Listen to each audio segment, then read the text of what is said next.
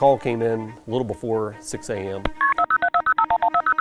911, what is the address of the emergency? I got a fire in my house.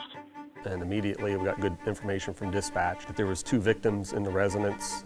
The husband was the caller. Are you the only one inside the house? Yeah, me and my wife. You're not able to evacuate the home? My wife's bedridden. Yeah, so we arrived on scene to see the spouse of the victim that was still inside, kind of running around trying to find somebody to tell them where she was at. Meanwhile, we're noticing heavy smoke conditions coming out of the front of the house. We had fire blowing out of the back of the house and heavy black smoke pushing out of all the eaves of the residence. And Chief Decker advised me that when he arrived, he heard the wife in the residence screaming for help.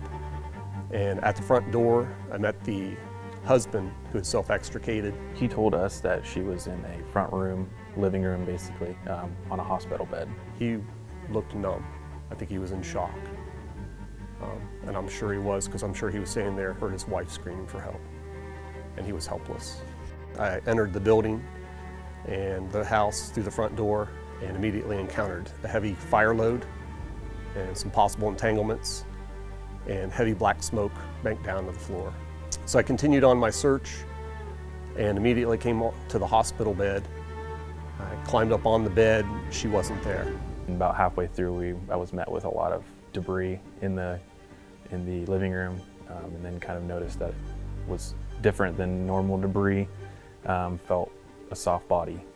And about that time, I heard Aaron holler that he had found her hand. I would assume in panic that she tried to at least get on the floor below the smoke. And then by the time we got in there, the smoke was down to the floor. The condition of her was unknown because we couldn't see anything. Just could tell that it was a victim. In the front yard, a medic crew was waiting to tend to her burns and respiratory distress.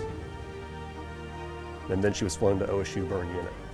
Couldn't be more honored to be a part of this recognition event for Lieutenant Rehbeck and Firefighter Berkley.